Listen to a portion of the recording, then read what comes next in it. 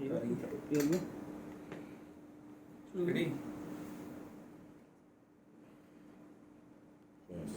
Sir, हर साल लोक अदालत करवाई जाती है। उद्देश्य ये होता है कि जो भी मामले हो वो दोनों ही पक्ष, किसी की हार ना हो, किसी की जीत नहीं हो, और उस आधार पर निपटारा हो जाए। इस बार किस तरह के केस रहेंगे और उन केसों का किस तरीके से निपटारा किया जाएगा?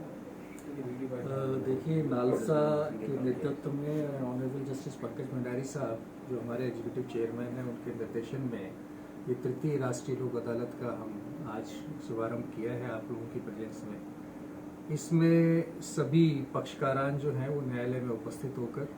और आपसी सहमति के आधार पर फैसले करके, और जो हमारी कंजेशन है न्यायिक व्यवस्था के अंदर, जितने सैकड़ों हजारों मीटर लंबित हैं प्रति न्यायालय, उसमें एक अभूतपूर्व योगदान देते हुए उस कंजेशंस को ख़त्म करते हैं। इस माध्यम से एक सरलीकृत प्रक्रिया है जिसमें बेंचेस जो हैं उनके सहमति के आधार पर जो निर्णय होता है उसको एक अवार्ड के रूप में वो आगे निस्तारित कर देते हैं। सबसे बड़ा फ़ायदा लोक अदालत के माध्यम का ये है कि इसकी कोई अपील नहीं होती, ना ही ये चैलेंजेबल होता है, क्योंकि पक्षकारान की सहमति से इसका निपटारा हुआ है। अब जहाँ तक इस तृतीय लोक अदालत का प्रश्न है, हमने पूरे प्रदेश भर में 514 बेंचेस का गठन किया है, और जो पिछले 1-1.5 महीने से लगातार चिन्हित कर रहे थे प्रकरणों को, चिन्हीकरण करने के बाद हमने उनमें नोटिस इशू किए हैं, इलेक्ट्रॉनिक माध्यम से भी, और व्यक्तिशः लोग उपस्थित हो रहे हैं। और हमारी उम्मीद है कि हमने पिछली बार जो टारगेट अचीव किया था उससे ज़्यादा ही इस बार हमारी कोशिश रहेगी कि हम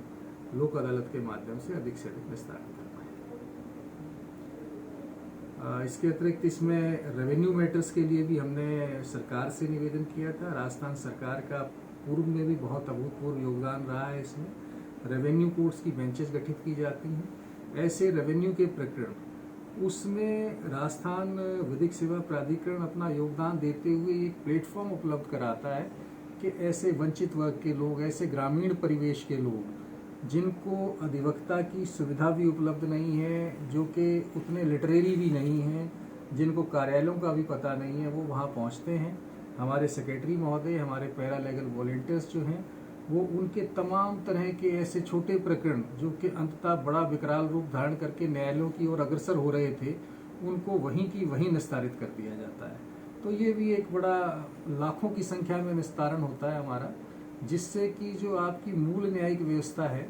उसमें भार नहीं आता है। और रेवेन्यू कोर्ट्स के माध्यम से ही प्रकरणों का निस्तारण,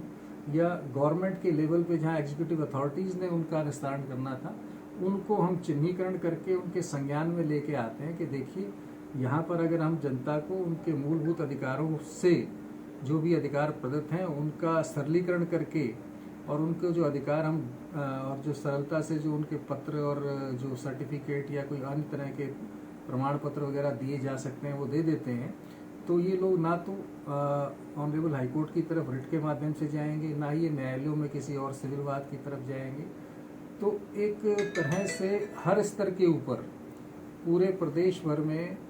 एक साल में होने वाली 4 लोक अदालतों के माध्यम से लाखों की संख्या में मैटर डिसाइड किए जाते हैं, जिससे कि जो बड़े प्रकृति के प्रकरण हैं जिनका यहाँ पर विचारण चल रहा है, उनमें भी हमें जो है सहूलियत रहती है, और हमारे माननीय न्यायाधीशगण जो है उनको अधिक सुगमता से, सरलता से और टाइम देते हुए निस्तारित कर पाते हैं। एक सवाल और करें। पिछली लोक अदालतों में साल में 4 लोक अदालतें जी, पिछली लोक अदालतों में और इस बार की लोक अदालतों में क्या कोई विशेष आपने जोड़ा है इस बार के लिए? जी, पिछली लोक अदालत के प्रकरण पर हमारे संज्ञान में ये आया कि मोटर वाहन अधिनियम के अंतर्गत जो प्रकरण हैं वो प्रदेश भर में पुलिस थानों में या परिवहन जो आपके कार्यालय हैं वहाँ पर दर्ज हैं, लेकिन उनमें कोई प्रक्रिया प्रकाश में नहीं लाई गई। हमने हमारे सेक्रेटरी महोदय से इस बारे में सूचना जो है एकत्रित करवाई, और आश्चर्यजनक रूप से 7 लाख से अधिक संख्या में प्रकरण जो है वो थानों में पेंडिंग पाए गए। हमने उन्हें चिन्हित करवा के और राज्य सरकार के माध्यम से, होम सेक्रेटरी साहब के माध्यम से और एडीपीज के माध्यम से उनको न्यायालयों में पहुंचवाया है, ताकि जनता को उस